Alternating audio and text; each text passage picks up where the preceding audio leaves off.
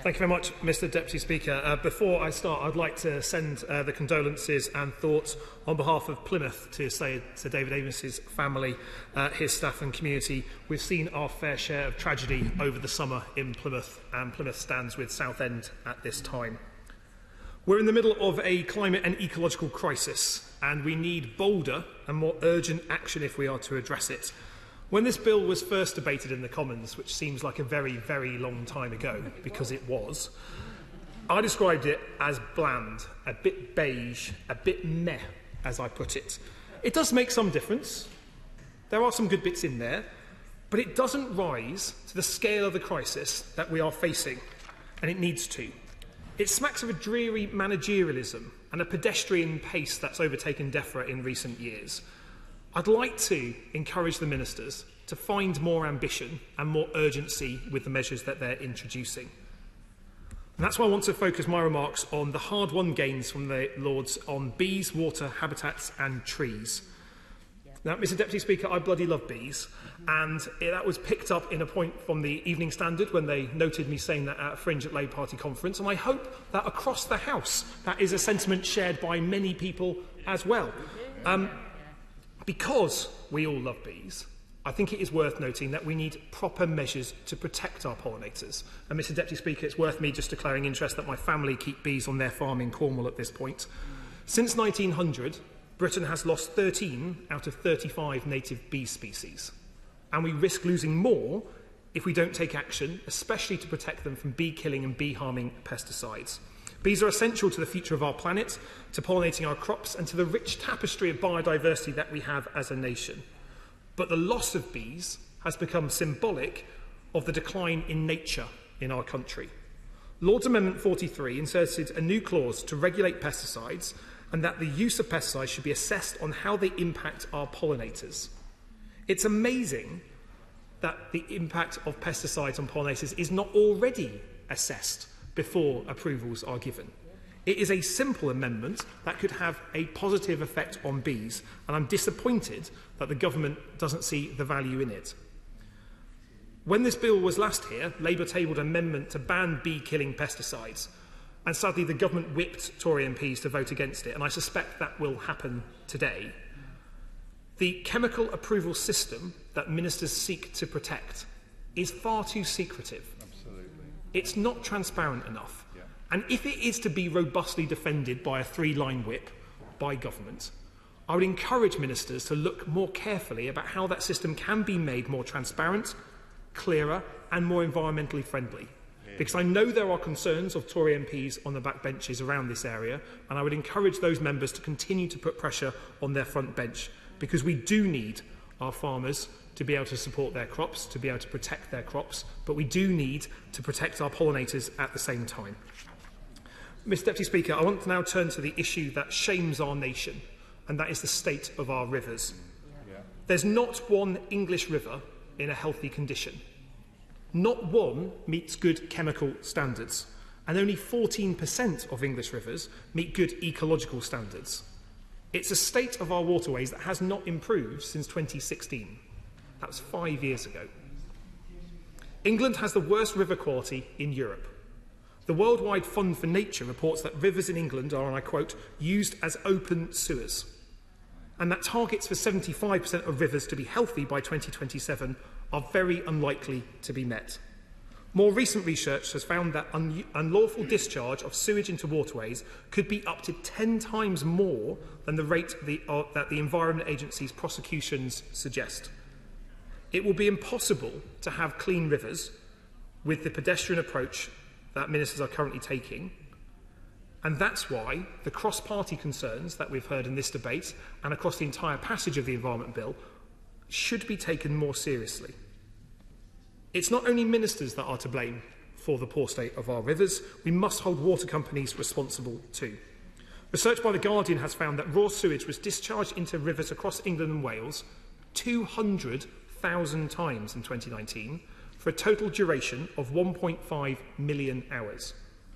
Now, I think all of us would have sympathy with the argument put forward by the Minister that in extremis, in the event of severe weather, that raw sewage discharges into rivers should be permissible.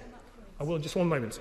But we do need to make sure that it's only in extreme circumstances. This is a daily, regular, continual occurrence, and it is unacceptable. Give way.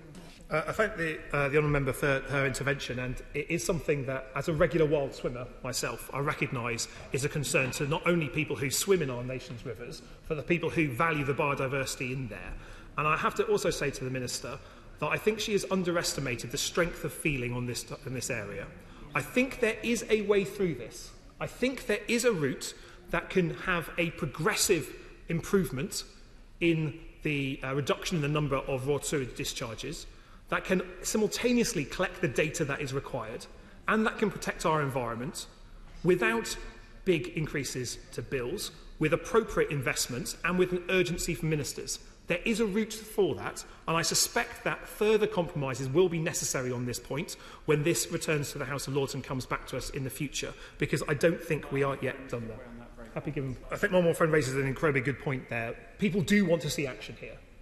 This is not something that only concerns politicos. This is something that the public want to see proper action on. I think we need to not only put pressure on the ministers to do the right thing, and I think on a cross-party basis, I'm afraid there will be more pressure put on the minister to do the right thing, because what she has announced is a step in the right direction, but not reaching a compromise that I think is acceptable. But we also need to put pressure on water companies. Now, water companies like Southern, for instance, have presided over huge amounts of discharge into our natural environment, but it's not just water companies like Southern. They have had an enormous focus due to their huge fine for deliberately venting sewage into the sea. But we do need every single water company to step up. And to do that, not only do we need pressures from the current shareholders to do so, we need pressure from Ofwat. And Ofwat need to prioritise action to deal with raw sewage outflows into our rivers much more in the business plans. If they're not incentivised to do so, if they're not required to do so, they are not doing so. That is the power that the Secretary of State and the Minister has over water companies under this prioritised system. They have the power. They're choosing not to use that power to put the investment in that we need. And that is why we need to see further improvement on this amendment. And I suspect there will be further improvements on this amendment. But I'd also encourage the Minister to find a good answer to the question that was posed by my honourable friend from Slough, about when will English rivers be sewage free. That seems a very simple question that our constituents want to know the answer to.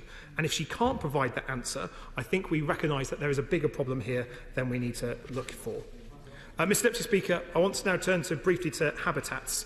I'm proud that the British people have an ambition to protect the environment, and all of us are here reflecting the views of our constituents who want to see more action to protect the environment. Not everyone knows how much carbon is emitted from their community on a daily basis. But we all recognise how many trees there are, and we recognise the volume of the birdsong chorus in our communities as well. Nature matters. Dr. Andy Purvis from the Natural History Museum has said that the UK has, and I quote, led the world in degrading the natural environment. We only have half of our biodiversity left as a nation. We've lost an awful lot of species and a lot of habitats. We can't risk losing any more, and that's why the habitat regulations, which are the first line of defence, providing strict protections to the UK's finest wildlife sites and endangered species, are so important. Yet clauses 113 and 114 essentially give the Secretary of State the freedom to do what he likes with the habitat regulations. He's not only required to have regard to the need to enhance biodiversity in making these changes, but having regard is not sufficient when we're in the middle of a climate and ecological emergency. That's why we're seeking to protect Lord's Amendment 65, that ensures that powers to amend these regulations do not weaken their important environmental protections and can only be used for environmental improvement. And again, I struggle to understand why anyone would not agree with the case the Lords have made on that. Mr. Speaker, the public want to see us protect our forests, our woodlands and plant more trees. The Committee on Climate Change, the independent body set up to advise the government, has been clear that we need to raise our current 13% forest cover to 17% by 2050 if we're to achieve any chance of meeting our climate goals. But we also know that the government's slow, pedestrian and managerial approach to tree planting means that target won't be met until 2091. The sound bites do not match the action, and they must do if we are to hit our climate goals.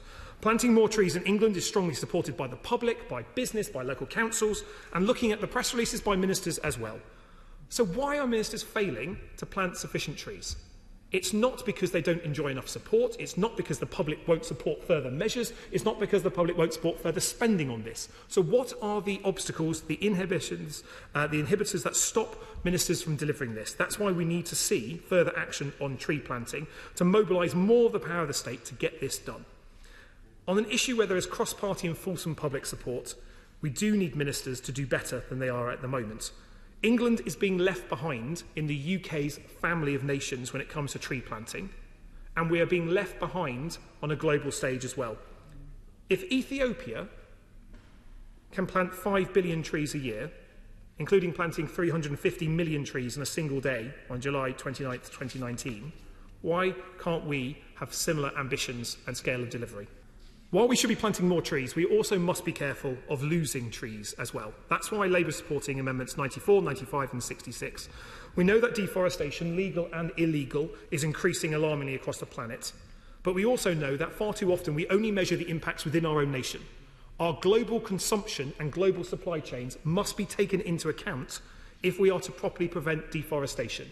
And moving illegal deforestation to be legal deforestation is a get-out-of-jail-free card that does nothing for getting our planet out of trouble. So we do need to see further advances when it comes to that. And I'm glad that the Minister is making progress in relation to certain commodities coming from these areas of stress, but I'd encourage her to go further and do more. But I'd also like to press her just briefly on whether she could ask the Financial Conduct Authority to bring forward new guidelines on deforestation risk for financial institutions as well, because no British bank should be bankrolling deforestation internationally.